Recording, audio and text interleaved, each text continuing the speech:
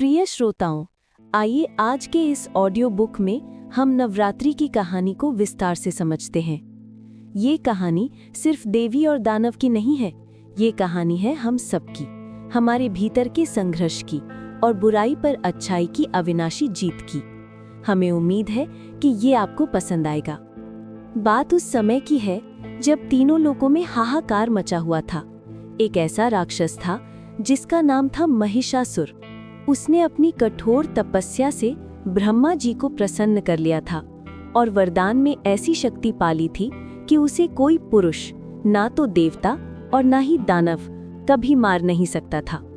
इस वरदान ने उसे अहंकार में चूर कर दिया था। सोचिए, एक ऐसा राजा जो अजेय था, उसने स्वर्ग पर कब्जा कर लिया, देवताओं को उनके सिंहासन से उतार फेंका और धरती पर भी चारों तरफ त्राही त्राही मचा दी। देवता अपनी शक्ति खो चुके थे, वे असहाय होकर भटक रहे थे। जब सारे देवता इस पीड़ा को सह न सके तो वे त्रिदेवों ब्रह्मा, विष्णु और महेश के पास गए। उन्होंने अपनी व्यथा सुनाई।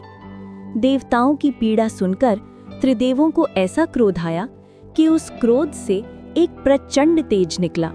ये तेज इतना शक्तिशाली था कि इसमें पूरा ब्रह्मांड समा सकता था। और सिर्फ त्रिदेवों का ही नहीं, सभी देवताओं का तेज उस प्रकाश में मिल गया। और फिर जो हुआ वो अद्भुत था। उस दिव्य प्रकाश ने एक नारी का रूप धारण कर लिया, एक ऐसी नारी जिसका तेज सूरज से भी ज्यादा था, जिनकी आंखों में ब्रह्मांड की ज्वाला थी और जिनके चेहरे पर सभी लोगों का प्रेम था।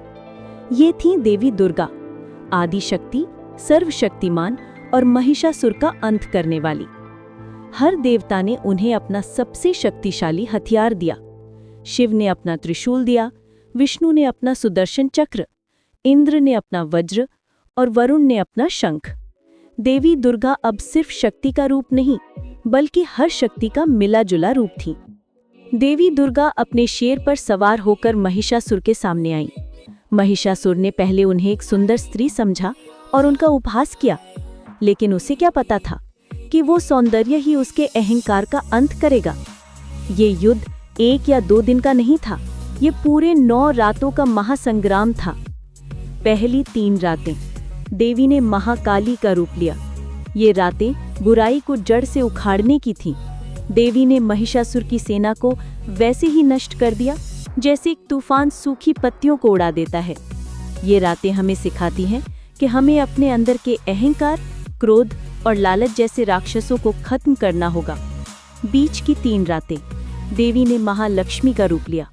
इन रातों में उन्होंने सिर्फ युद्ध नहीं किया, बल्कि हमें समृद्धि और शांति का पाठ पढ़ाया। ये रातें बताती हैं कि बुराई के विनाश के बाद ही असली सुख और समृद्धि आती है, ना सिर्फ धन की बल्कि मन की भी। आखिरी 3 रातें देवी ने महासरस्वती का रूप लिया। ज्ञान और बुद्धि की ये रातें हमें सिखाती हैं कि शक्ति का असली उपयोग तभी है जब उसमें विवेक और ज्ञान हो। ये रातें हमें बताती हैं कि सही गलत का ज्ञान ही हमें जीवन में आगे बढ़ाता है। और फिर आया 10वां दिन, वो दिन जब महिषासुर अपने आखिरी रूप में भैंसे के रूप में आया। देवी दुर्गा ने उसे अपने त्रिशूल से जमीन पर दबा दिया और अपनी तलवार से उसका सिर धड़ से अलग कर दिया। महिषासुर का वध हो चुका था। तीनों लोकों में जय जयकार होने लगी, शांति वापस लौट आई और बुराई पर अच्छाई की विजय हुई। इसीलिए मेरे प्रिय दोस्तों, हम नवरात्रि मनाते हैं। ये सिर्फ एक पर्व नहीं है, ये एक संदेश है। ये संदेश है कि नारी शक्ति ही सबसे बड़ी शक्ति है। ये हमें याद दिलाता है कि हर बार जब बुराई सिर उठाती है तो कोई ना कोई शक्ति उसे कुचलने के लिए तैयार होती है।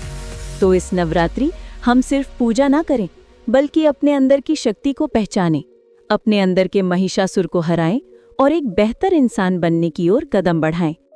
इस ऑडियो बुक को बनाने में हमने ये सुनिश्चित करने की कोशिश की है कि किसी की भी भावनाओं को ठेस न पहुंचे।